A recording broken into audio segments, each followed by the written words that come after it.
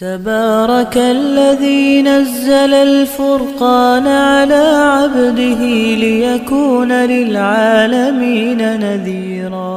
الحمد لله نحمده ونستعينه ونستغفره ونؤمن به ونتوكل عليه ونعوذ بالله من شرور أنفسنا ومن سيئات أعمالنا ونعوذ بالله من شرور أنفسنا ومن سيئات أعمالنا ونعوذ بالله من شرور أنفسنا ومن سيئات أعمالنا من يهده الله فلا مضل له ومن يضلله فلا هادي له ونشهد أن لا إله إلا الله وحده لا شريك له ونشهد أن سيدنا ومولانا محمدًا عبده ورسوله صلى الله عليه وعلى آله وأصحابه وبارك وسلم تسليمًا كثيرًا كثيرًا. أما بعد، فأعوذ بالله من الشيطان الرجيم. بسم الله الرحمن الرحيم. يا أيها الذين آمنوا أنفقوا من طيبات ما كسبتم ومما أخرجنا لكم من الأرض ولا تيمموا الخبيث منه تنفقون ولستم بآخذيه إلا أن تغمضوا فيه واعلموا أن الله غني حميد. الشيطان يعدكم الفقر ويأمركم بالفحشاء والله يعدكم مغفرة منه وفضلا والله واسع عليم. صدق الله العظيم.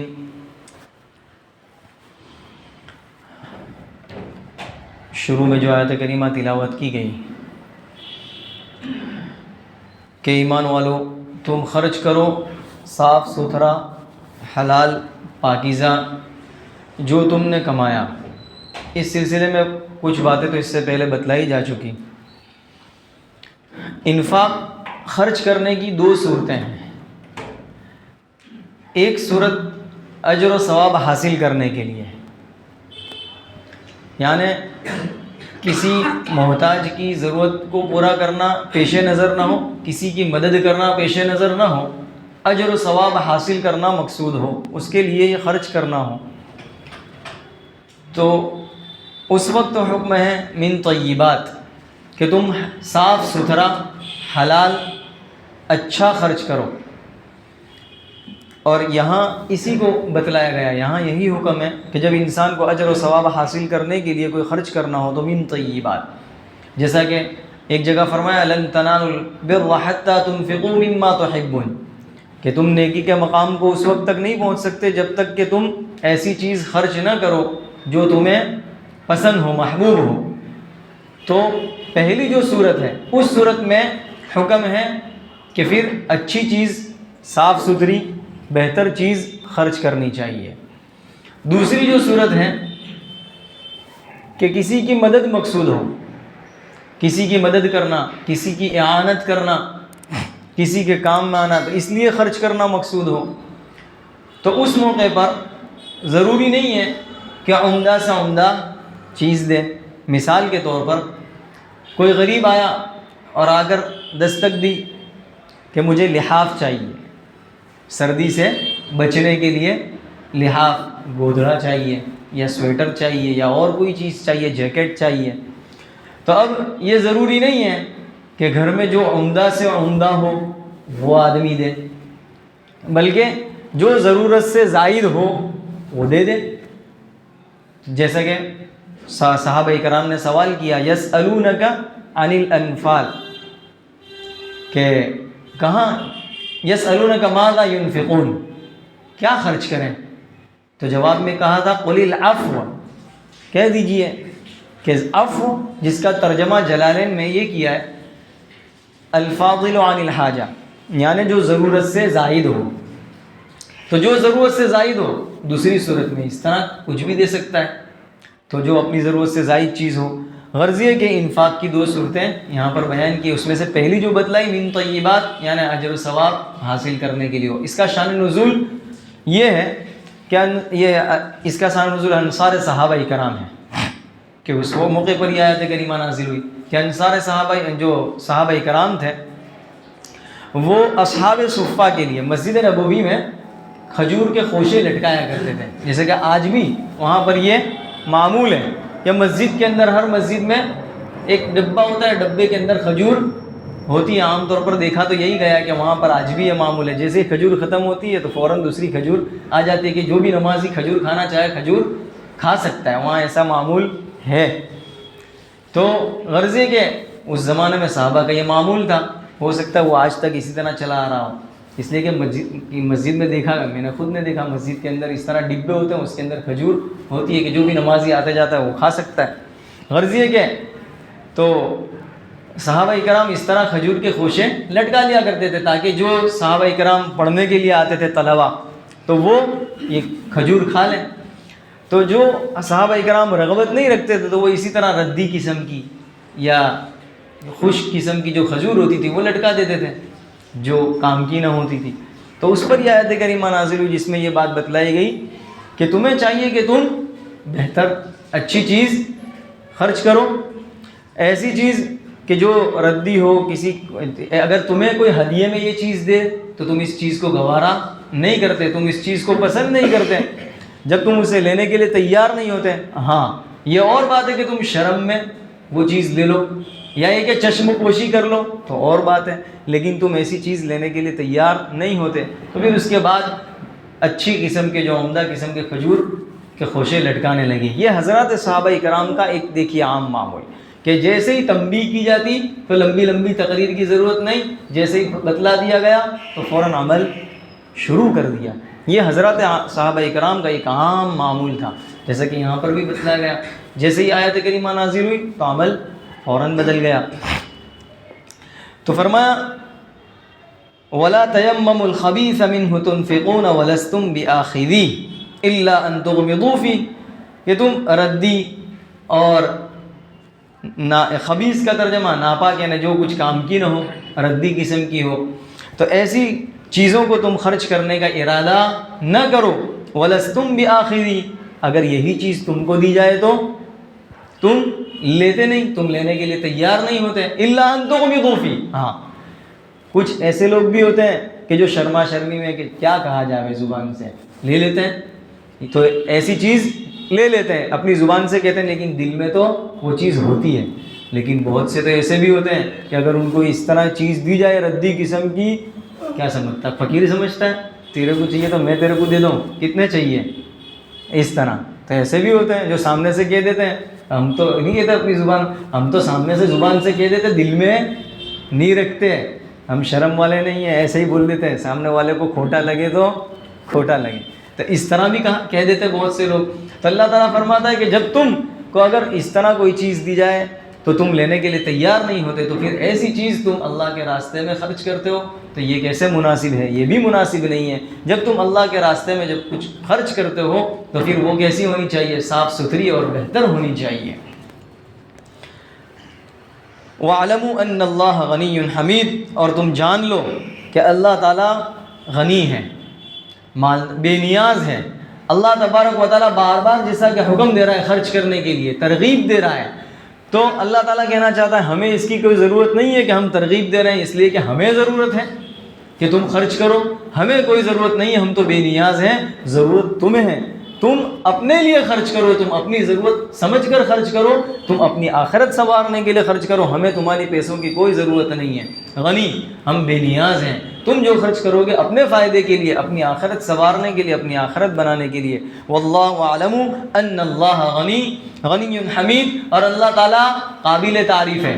ایسا نہیں ہے کہ تم نیکی کرو گے تو اللہ کی تعریف میں اضافہ ہوگا، اللہ کی خدائیت میں اور اضافہ ہوگا، اللہ کی کبریائی میں اور اس کی بڑائی میں اور اضافہ ہوگا، اور اگر تم نیکی نہیں کرو گے، خرچ نہیں کرو گے تو اللہ تعالیٰ کی تعریف کم ہو جائے گی۔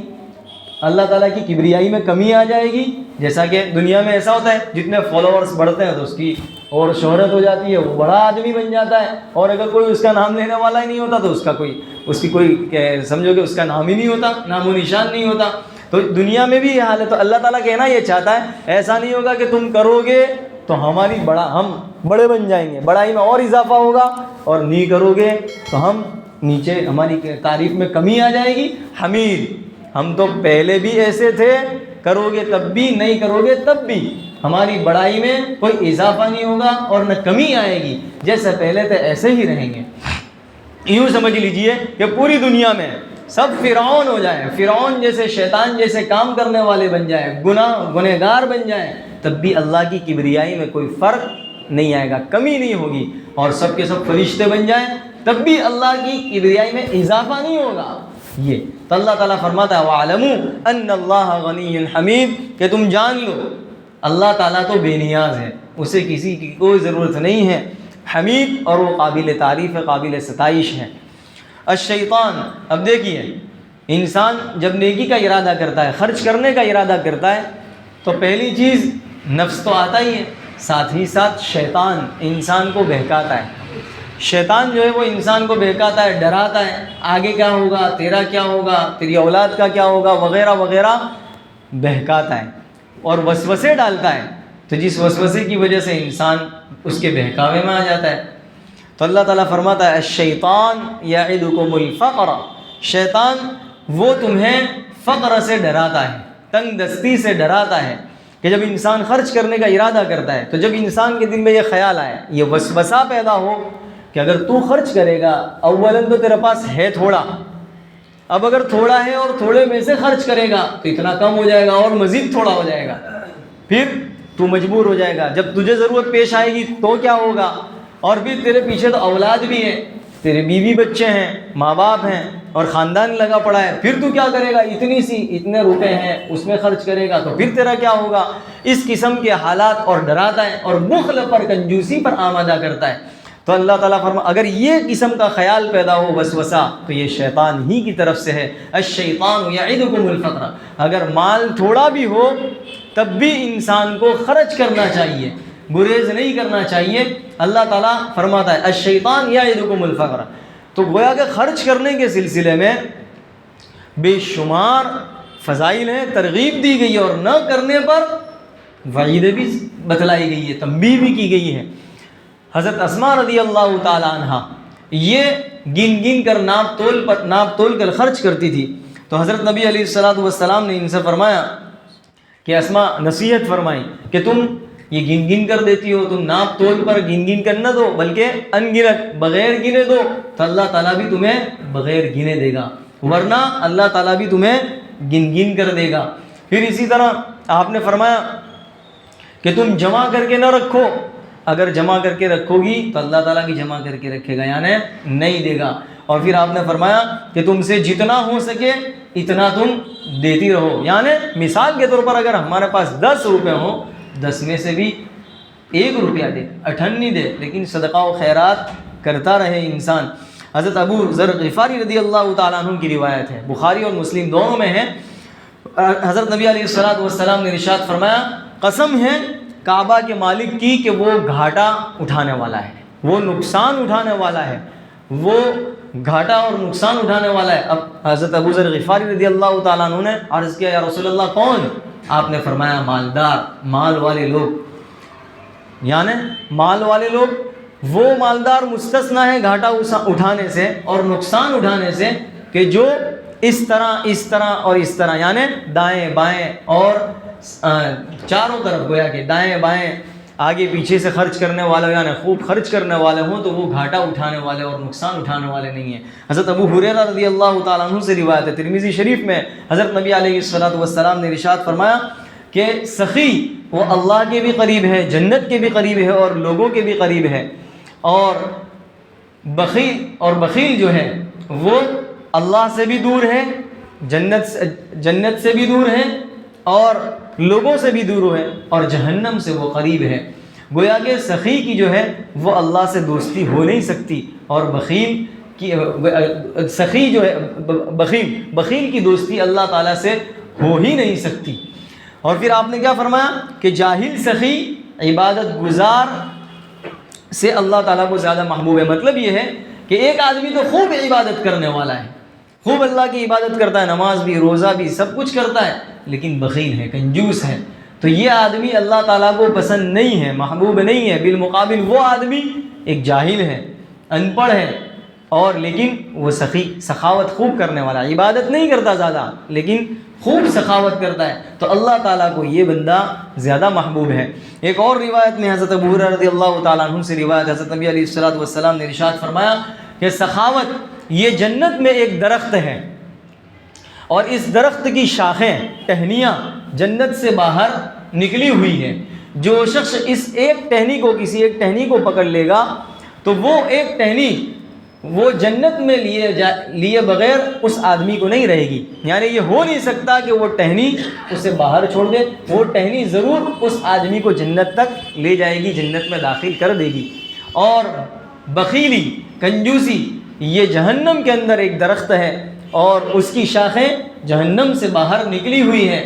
جو کوئی شخص اس شاخ کو، اس ٹہنی کو پکڑ لے گا تو وہ ٹہنی اس آدمی کو جہنم میں داخل کیے بغیر نہیں رہے گی، وہ جہنم میں اس کو داخل کروا کر ہی رہے گی۔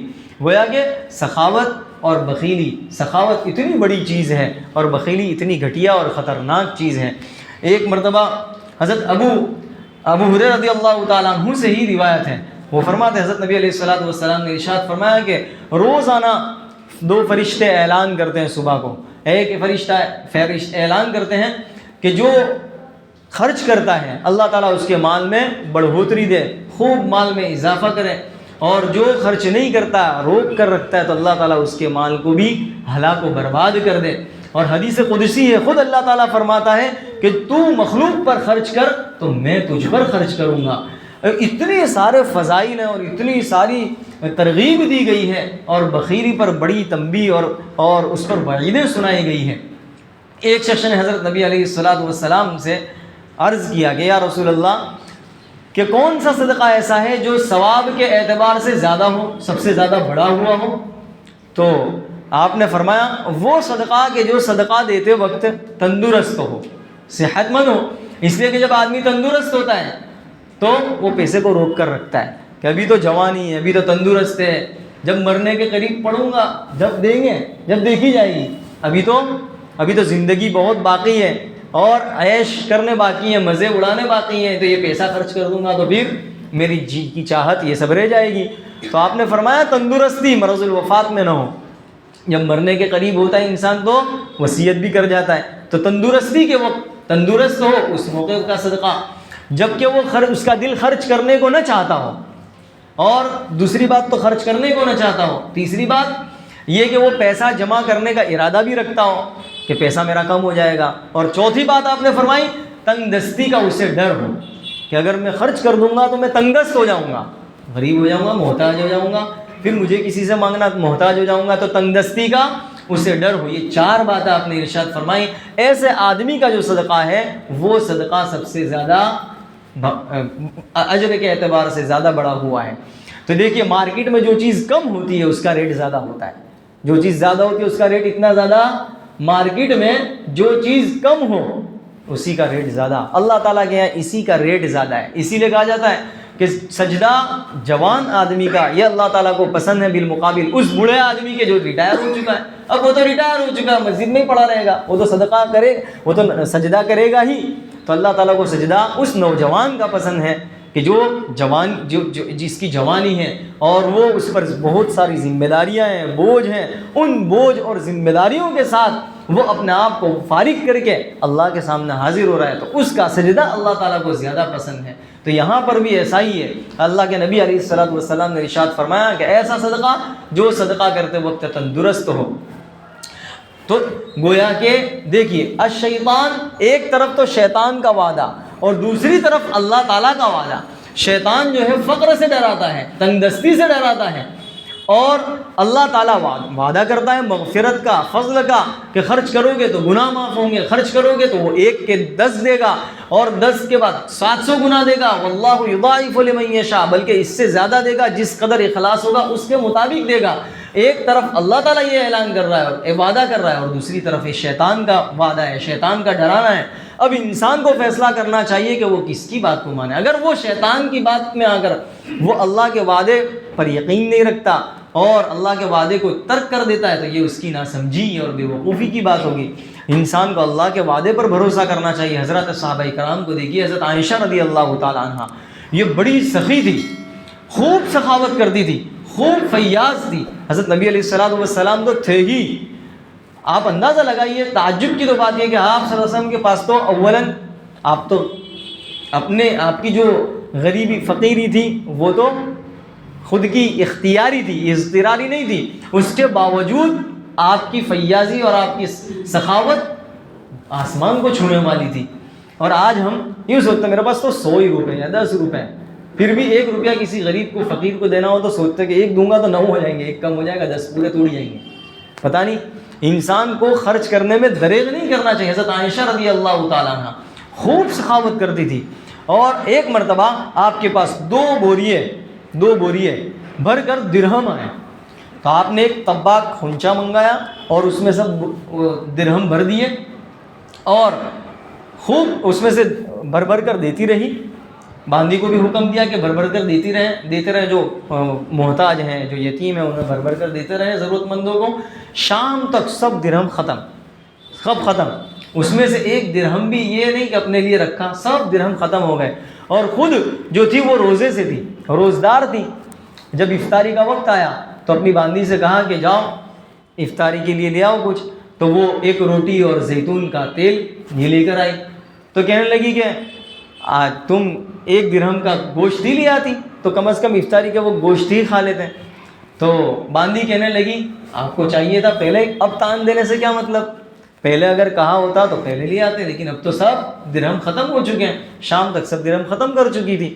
تو یہ ایسا نہیں، ایک واقعہ تھی حضرت عائشہ رضی اللہ تعالیٰ عنہ کو تو بہت سے حضرات، حضرت عبداللہ ابن زبیر رضی اللہ تعالیٰ عنہ، امیر معاویہ رضی اللہ تعالیٰ عنہ، یہ وغیرہ جو حضرات تھے، ان کی طرف سے ڈھیر سارا ہدیہ دیا جاتا تھا، پیش کیا جاتا تھا، لیکن یہ فیاض تھی، جو آتا خرچ کر دیتی۔ حضرت نبی علیہ الصلوۃ والسلام ازواج مطہرات کو جو نفقہ دیتے تھے سال بھر کا اناج غلہ دے دیا کرتے تھے، لیکن ازواج مطہرات کا تو یہ عالم تھا کہ جو سال بھر کا آتا وہ سب کے سب دے دیتی، یہ نہیں کہ آئندہ کل کیا ہوگا۔ یہ ایسے واقعات ہیں کہ جو ہمارے بہت سے لوگ تو ایسے ہیں جو جن کی سمجھ میں ہی نہیں آتا کہ ایسا بھی ہوتا ہوگا۔ بہت سے لوگ ایسے ہیں جن کو دینداری سے کوئی واسطہ نہیں ہے، وہ جو دینداری جن میں نہیں ہے، وہ لوگ تو ان واقعات کو جب سنتے ہیں تو ان کی تو سمجھ میں ہی نہیں آتا کہ ایسا تو کہیں ہوتا ہوگا کہ اپنے لیے ایسا آدمی اس طرح ایثار کرے، ترجیح دے دے ہوئے دوسرے کو دے دے وہ خود بھوکا رہے، اپنی اولاد کو بھوکا رکھے، ایسا ہوتا ہوگا۔ لیکن اندازہ لگائیے ان لوگوں کو یقین تھا کہ نہیں، اللہ کے نبی نے اور اللہ نے جو کہہ دیا وہ حرف آخر ہے، ایسا ہو کر رہتا ہے، اور اللہ تعالیٰ دیتا ہی ہے۔ وَمَا أَنفَقْتُم مِّن شَيْءٍ فَهُوَ يُخْلِفُهُ، اللہ جو تم خرچ کرو گے تو اللہ تعالیٰ ذریعہ بنا دے گا دوسرا، اور مال تمہیں پہنچا ہی دے گا، دنیا میں بھی، دنیا میں نہیں تو آخرت میں وہ پینڈنگ اور ادھار تو رہے گا، مل کر ہی رہے گا۔ حضرت عائشہ رضی اللہ تعالیٰ عنہ کے ایسے ایک نہیں سینکڑوں واقعات ہیں کہ جب کبھی ایسا آیا فوراً خرچ کر دیا۔ ایک مرتبہ حضرت عبداللہ ابن زبیر رضی اللہ تعالیٰ عنہ، یہ آپ کے بھانجے ہیں، اور حضرت عائشہ رضی اللہ تعالیٰ عنہ نے خود ان کی تربیت بھی کی، انہیں پالا تھا۔ تو حضرت عبداللہ ابن زبیر رضی اللہ تعالیٰ عنہ کو بڑی پریشانی رہتی تھی، تکلیف رہتی تھی حضرت عائشہ کی سخاوت سے۔ یہ کیا، جب دیا جو بھی جتنی سب رقم دیتے ہیں، جتنے بھی ہدیے آتے ہیں یا دیتے ہیں، تو یہ ان کی عادت ہے کہ خرچ کر دیتے ہیں، اپنے پاس تو کچھ رکھتی ہی نہیں ہے۔ تو انہیں بڑی تکلیف تھی، پریشانی تھی۔ تو یہ ایک مرتبہ زبان سے نکل گیا ان کی کہ کسی نہ کسی طرح حضرت عائشہ کا ہاتھ روکنا چاہیے، بہت سخاوت کرتی ہے، ان کا ہاتھ روکنا چاہیے۔ تو حضرت عائشہ رضی اللہ تعالیٰ عنہ کو یہ جملہ پہنچ گیا، انہیں پتہ چلا کہ زبیر عبداللہ ایسا کہہ رہے ہیں، یہ ان کے بھانجے تھے اور یہ خالہ تھی۔ تو جیسے ہی پتہ چلا تو ناراض ہو گئی اور قسم کھا لی کہ اب کی بات میں عبداللہ سے بات نہیں کروں گی، یہ آپ نے قسم کھا لی۔ چنانچہ حضرت عبداللہ ابن زبیر رضی اللہ عنہ کو پتہ چلا کہ خالہ تو ناراض ہو گئی ہے اور قسم بھی کھا لی ہے۔ اب وہ سفارش کے لیے بھیجتے ہیں کچھ حضرات کو بھی بھیجا لیکن سفارش قبول نہیں ہوئی، ایسے ہی روانہ کر دیا۔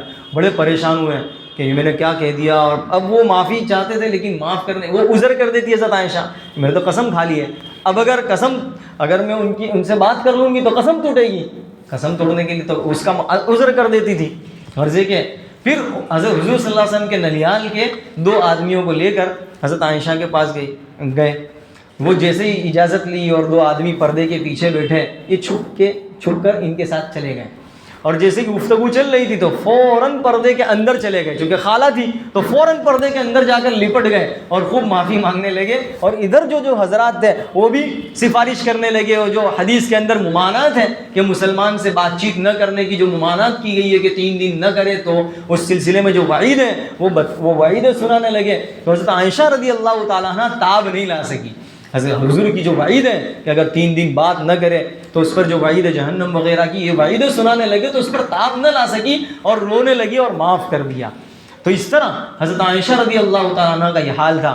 اور جب قسم تو توڑ دیا آپ نے، قسم توڑنے کے بعد کفارہ دیا، اور کفارے میں، اور جب قسم توڑا تو کفارے میں 40 غلام آزاد کرتی رہی کفارے میں، یہاں تک کہ 40 غلام انہوں نے آزاد کر دیا۔ آپ اندازہ لگائیے، یعنی اپنی قسم کا کفارہ، حالانکہ ایک غلام سے بھی قسم کا کفارہ ہو سکتا تھا، لیکن اتنی ندامت، افسوس کہ میں نے اللہ کی قسم کھائی اور قسم کھانے کے بعد میں نے قسم توڑ دی، تو اس قسم کی بنا پر انہوں نے 40 غلام آزاد کیے۔ اور جب بھی قسم توڑنے کا یہ واقعہ یاد آتا کہ میں نے قسم توڑی تو وہ اتنا روتی کہ اپنا دوپٹہ تر ہو جاتا۔ دیکھیے یہ واقعہ، اس واقعے میں 2 چیزیں ہیں، ایک چیز تو یہی سخاوت والی کہ ان کی سخاوت کیسی تھی کہ روکنا چاہا تو یہ حال، دوسری طرف دیکھ لیجئے یہ دوسرا، اس سے سبق لینے کی ضرورت ہے کہ ان کے نزدیک قسم کھانا، کہ اللہ کی قسم کھائی اور قسم کو توڑ دیا، اور قسم کو توڑنے کی ندامت، افسوس، آج ہم گناہ کرتے ہیں، گناہ پر گناہ کرتے ہیں، نافرمانیاں کرتے ہیں، اللہ کو خوب ناراض کرتے ہیں، ناراض کرنے کے بعد افسوس تک نہیں ہوتا کہ میں نے یہ فلاں گناہ کیا، فلاں نافرمانی کی، افسوس تک ہی نہیں ہوتا، ندامت تک نہیں ہوتی۔ آپ دیکھ لیں کتنے گناہ ہیں، بلکہ گناہ کرنے کے بعد افسوس ندامت تو دور کی بات، بلکہ اس سے خوب مزے اڑاتے ہیں، لذت حاصل کرتے ہیں، اور پھر خود تو لذت حاصل کرتے ہیں، دوسروں کو اس میں فخریہ طور پر بتلاتے ہیں کہ میں نے ایسا کام کیا، اور پھر اس کی اشاعت کا طرز، جیسے کہ آج کل ہمارے یہاں اسٹیٹس پر رکھ دینا، گویا کہ موبائل پر رکھ دیا کہ دیکھو میں تو مزے لے رہا ہوں اور مجھے تو اس میں اتنا مزہ آ رہا ہے، تم بھی دیکھو کہ میں اس حالت میں مجھے مزہ آ رہا ہے، کہ دیکھو ایسا ہونا چاہیے۔ گویا گناہ ہے، گناہ کو گناہ بھی نہیں سمجھ رہا، اور پھر گناہ کو اتنا ہلکا سمجھ لینا۔ ایک مومن ہو نہیں سکتا وہ مومن کہ جو گناہ کرے اور گناہ کو اتنا ہلکا سمجھے جیسے کہ مچھر بیٹا اور مچھر کو اڑا دیا، یہ مومن نہیں ہو سکتا۔ مومن تو وہ ہوتا ہے کہ جس کو گناہ کرنے کے بعد ایک پہاڑ جیسا محسوس ہو کہ میں نے کیا کر لیا، لیکن آج اس قدر ہلکا سمجھا جا رہا ہے۔ آج دیکھ لیں کہ آج جیسے کہ مثال کے طور پر پتنگ بازی ہے، اب پتنگ بازی ہے یا برتھ ڈے ہے، یہ جس طرح برتھ ڈے تو اس طرح سیلفی لی جاتی ہے اور اسے پھر اسٹیٹس پر رکھا جاتا ہے کہ دیکھو، یعنی میں اس کو اچھا سمجھ رہا ہوں۔ اللہ کی ناراضگی کو مول لینے کے بعد اللہ کی ناراضگی کو بھی وہ اچھا سمجھ رہا ہے، تو پھر سزا نہ ہے تو اور کیا ہے؟ اور پھر انسان کو جب سزا آتی ہے تو پھر کہتا ہے میرا کون سا عمل ہوگا کہ جس بنا پر مجھے یہ سزا دی جا رہی ہے، جس بنا پر میری رزق میں تنگی آ رہی ہے، رزق میں تنگی نہ آئے تو اور کیا ہے، پھر بیماری نہ آئے تو اور کیا ہے۔ تو انسان کو خود اپنے آپ پر غور کرنا چاہیے کہ میری آج ہم دیکھیں اتنے گناہ عام ہو چکے ہیں، اور پھر گناہ کے بعد توبہ کی توفیق کیسے ملے؟ توبہ کی تو توفیق اس وقت ملے گی جبکہ وہ گناہ کو گناہ تو سمجھے، اور وہ یہ تو سمجھے کہ میرا رب مجھ سے ناراض ہے اور مجھ سے ناخوش ہے، تو وہ اس ناراضگی اور ناخوشی کا احساس ہوگا تو توبہ کی توفیق ہوگی۔ لیکن اسے تو اس کا ہی علم نہیں ہے کہ گناہ کو گناہ بھی نہیں سمجھ رہا، تو پھر توبہ کہاں سے کرے گا؟ وہ بڑی سنگین خطرناک چیز ہے، اور اس لیے ہمیں اپنے آپ کو ان چیزوں سے بچانے کی ضرورت ہے۔ صحابہ کرام کے واقعات دیکھیں، اگر لغزش ہو جاتی، گناہ تو دور کی بات، اگر لغزش ہو جاتی تب بھی وہ اپنے آپ کو اتنا روتے تھے۔ حضرات صحابہ کرام، حضرت نبی علیہ الصلوۃ والسلام کو دیکھیں، حضرات انبیاء علیہ الصلوۃ والسلام کو دیکھیں کہ ان سے تو وہ لوگ تو گناہ سے پاک ہیں، ان سے تو گناہ ہی نہیں ہو سکتے، لیکن لغزش تو ہوتی تھی، تو وہ جو لغزش ہوتی تھی اس لغزش پر وہ کتنا ناراض ہوتے تھے، کتنا روتے تھے۔ حضرت آدم علیہ الصلوۃ والسلام کو دیکھیں کہ لغزش ہو گئی نا، اللہ نے فرمایا تھا کہ اس درخت کو کھانا نہیں ہے، اور لغزش ہو گئی، بھول سے کھا لیا، تو 40 سال تک روتے رہے، 40 سال تک روتے رہے۔ یہ تو اللہ تعالیٰ نے کلمات آپ کو سکھلائے، فَتَلَقَّىٰ آدَمُ مِن رَّبِّهِ كَلِمَاتٍ فتاب علیہ، تو پھر آپ نے توبہ کی، ورنہ آپ کو تو یہ بھی پتہ نہیں تھا کہ اللہ سے کیسے مانگوں، کیسے معافی مانگوں، روتے رہے، زبان تک نہیں چلی، روتے رہے۔ یہ تو اللہ نے آپ کو القاء کیا کہ اب توبہ اس طرح کرو، تو پھر 40 سال بعد توبہ اس طرح کی، ربنا ظلمنا انفسنا وان لم تغفر لنا وترحمنا لنکونن من الخاسرین، کہ اگر تو معاف نہیں کرے گا تو ہم خسارہ نقصان اٹھانے والوں میں سے ہو جائیں گے۔ یہ ہوا، یہ تھے حضرات انبیاء علیہ السلام۔ حضرت یونس کا واقعہ، کتنے انبیاء علیہ السلام کے جن سے گناہ نہیں ہوئے، لغزش ہوئی، جس لغزش پر تنبیہ ہوئی تو وہ تنبیہ پر کیسا معافی مانگتے رہے، توبہ کرتے رہے۔ تو یہ کب ہوگا؟ توبہ کی توفیق جب ہوگی جبکہ وہ یہ تو سمجھے کہ میں گناہ کر رہا ہوں، نہ کہ میں کوئی عیاشی کر رہا ہوں، نہ کہ میں کوئی لذت کے کام کر رہا ہوں۔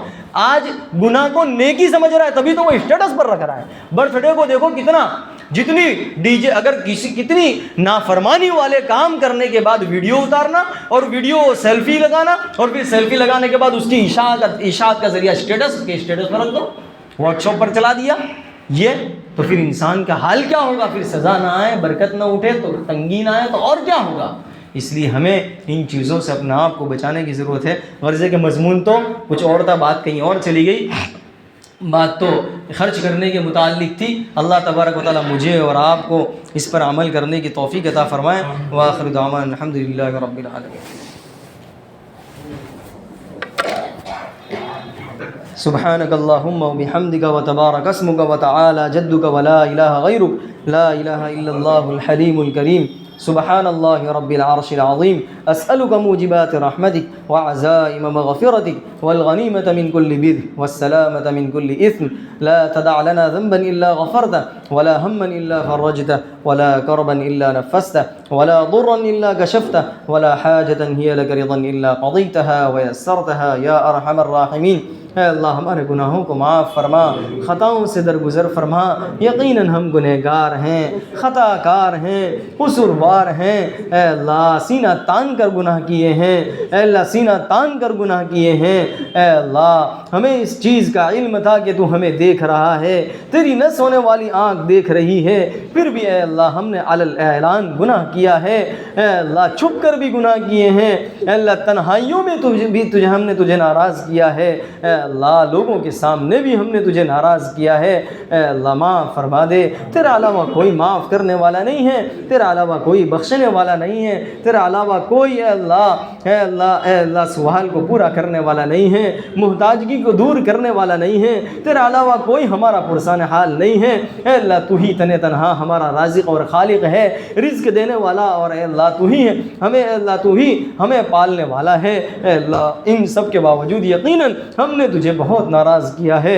اے اللہ دنیا والے بھی اے اللہ جب کوئی احسان کرتا ہے تو اے اللہ اس کی احسان فراموشی کو اے اللہ اچھا نہیں سمجھا جاتا، لیکن اے اللہ ہم اتنے احسان فراموش ہیں کہ اے اللہ تیری نافرمانی پر ہم لذت حاصل کر کے فخر محسوس کرتے ہیں۔ اے اللہ معاف فرما دے، یقیناً اے اللہ یہ لذت حاصل کر محسوس، اے اللہ فخر محسوس کرنا یہ سزا ہے، یہ مومن کا کام نہیں ہو سکتا، یہ ایک منافق ہی کر سکتا ہے۔ اے اللہ ہمیں اے اللہ پکا سچا مومن بنا، اے اللہ سچا پکا مومن بنا۔